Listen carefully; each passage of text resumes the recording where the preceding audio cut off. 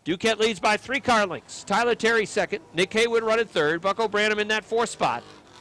Branham sees a little bit of a hole that was there in 1 and 2, but it closed up as the 29 and 44 started to drive a little tighter together off of turn number 2. They're right next to each other that time off the 4th turn. Branham is trying to find a way around. He's got a rolling roadblock right now in front of him. You got a Haywood in the 29, the 44 of Tyler Terry running door to door all around the racetrack. That 29 starts to move a little bit now on the inside. The 20 tries to pull onto the back bumper and follow him through in that inside line, but Tyler Terry still put up a better fight on the outside. Terry's coming back after him in turn number 4. Along the front stretch up into 1 and 2. Tyler Terry now sliding back. Nick Haywood has completed the pass. He can run where he wants to. Goes to the top of the racetrack as Bucko Branham now goes after the Terry 44. Branham will go to the 3rd spot. That inside line moving through. Here comes Bucko. Here comes Robin Wood now. Tyler Terry in the 44 sliding backwards a little bit with that Sportsman car. Well, all of a sudden, that inside line has come to life for this division. For the better part of the first 5 events of the season, it was the outside line where the cars wanted to be, but you heard Bucko talk about in Victory Lane how the inside line had good grip tonight. And that's where we've seen a lot of the passing taking place. Earlier in the year, it was the outside line that was working for cars. That seemed to be the place to be on the top of the racetrack. But now, real estate being gained by some of the faster cars, either with setup or something has changed with the racetrack grip-wise, that they are finding a much better line, and that inside line much more to their liking. The leader is Sean Duquette. In the 2nd spot, it is Nick Haywood. Haywood is 5 car lengths off the back bumper of Sean Duquette. Lap number 9 about to go up on the scoreboard. And really, that 29 car has not been able to put much of a dent in the lead that Sean Duquette has held over him. That lead's been growing. Branham in the 20 car running in 3rd, trying to find a way around Nick Haywood. He's got a peek to the inside off turn number 2. And as they go into turn number 3, had to back out of it as Haywood moved down to the inside line.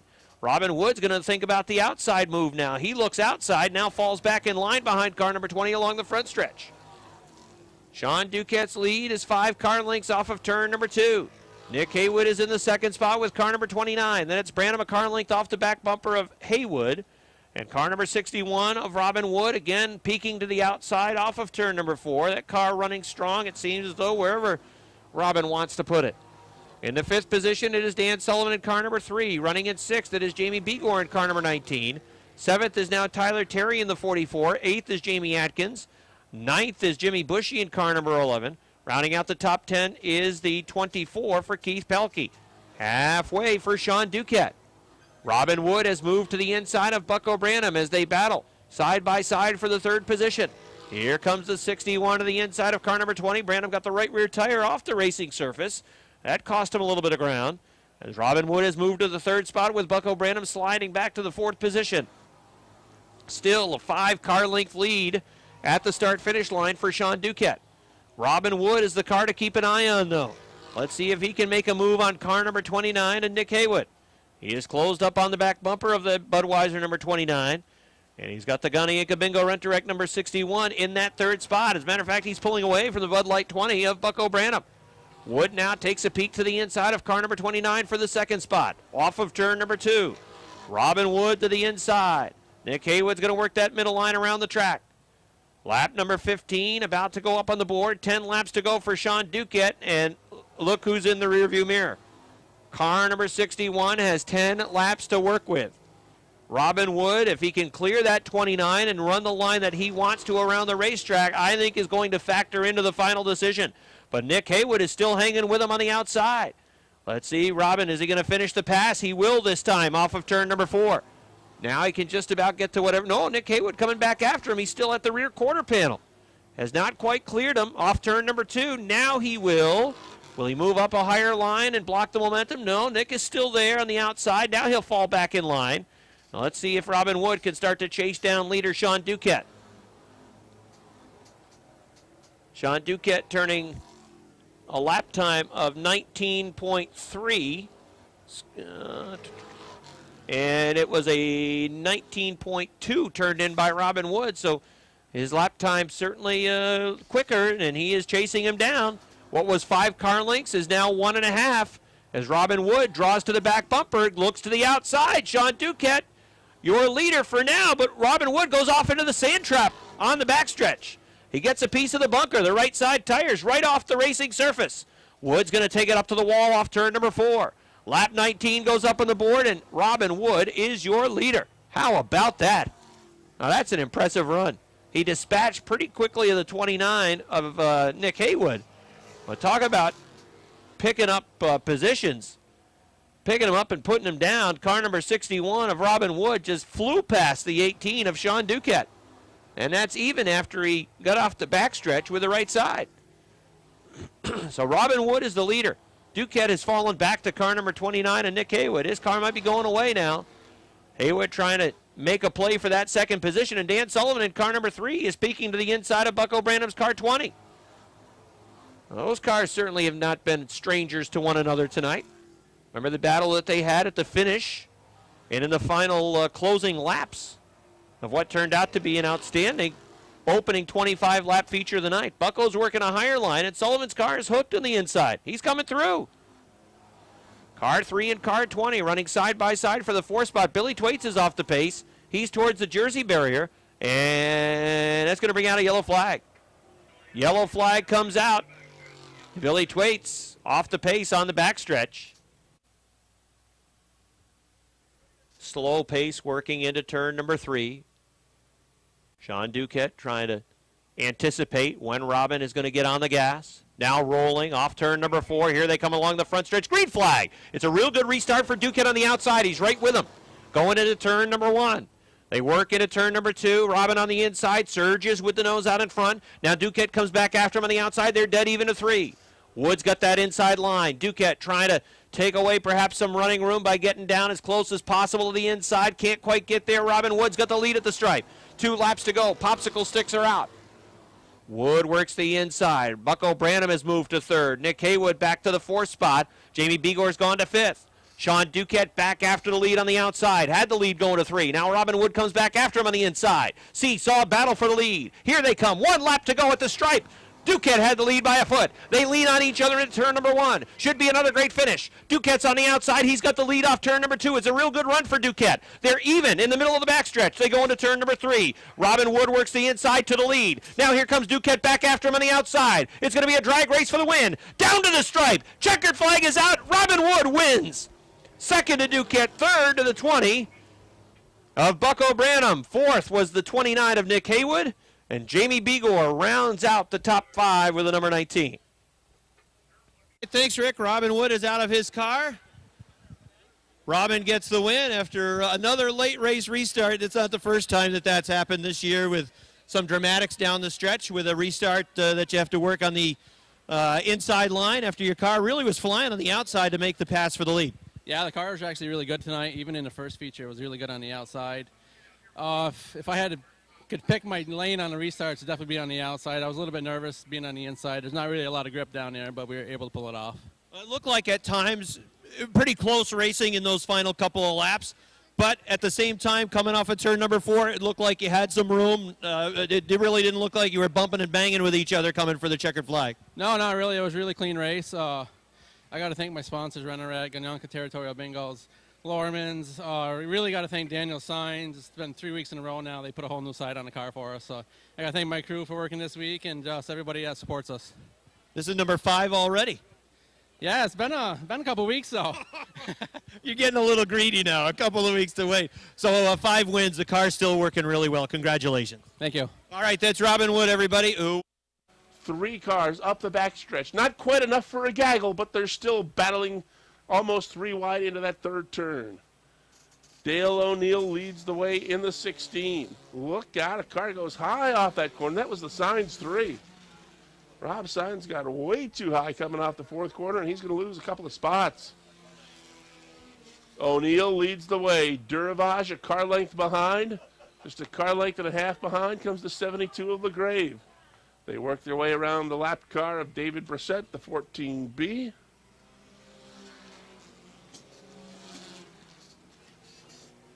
Duravage now looks inside as they come off turn 2 and head up the backstretch. O'Neill leads the way in the 16. Duravage, it looks like he may get stuckered. No, he pulls to the outside. He was about to be snookered behind the slower car, the 24. He was able to get to the outside just in time. He holds on to that number 2 spot with LaGrave trying to find a way by in the 72. Dale O'Neill doing a nice job up front in the 16 car. He's looking for his first career victory. Now he drifts just a little bit too high and he may get swooped by both of them. LaGrave in the 72 outside, Duravage 88 inside. Side by side up the backstretch. Just past the halfway point, can Curtis LaGrave Jr. get it done on the outside?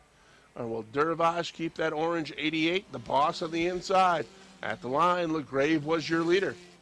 Duravage comes right back on the inside of 1, and he'll lead him up the backstretch.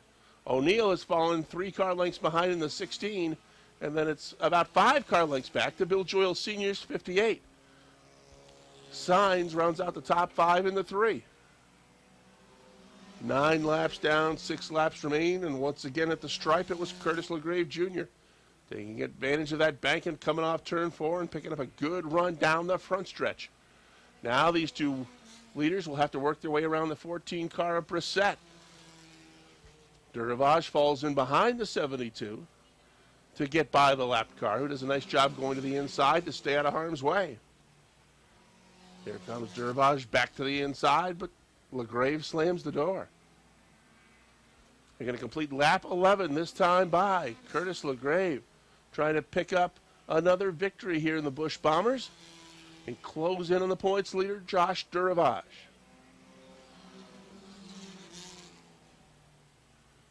Four laps remain for the 72 of LaGrave. He's now got 3 or 4 car lengths on that 88 car. Perhaps Duravage thinking about a solid second place finish tonight. But the 58 of Bill Joyle Sr. is starting to close on that 88 car. 14B pulls to the infield out of harm's way. Going to be 2 laps to go next time by for Curtis LaGrave Jr. He's working up quickly on the 77 of car of Fountain. That'll be another car he'll put a lap down. As they come off turn 4, they'll see the popsicle sticks from Butch Hendry. 2 to go. LaGrave works the outside of the Fountain 77 and goes right on by. So does the 88 of Duravage and the 58 of Joyle, who's taking that 3rd spot, dropping Dale O'Neill back to 4th. Rob Signs comfortably in the 5th spot. White flag coming out. Curtis LaGrave Jr. will get to it first.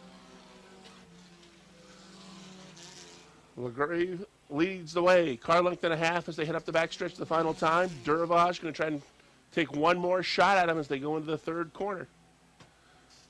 LaGrave maintains that advantage. It's a couple of car lengths off turn 4. Duravage now swings high on the outside. Not going to be enough. Curtis LaGrave Jr. wins again. Duravage is 2nd. Bill Joyle Sr. 3rd. 4th spot to the 16 of Dale O'Neill, and Rob Signs rounds out the top 5 in car number 3. How long was that race, time-wise?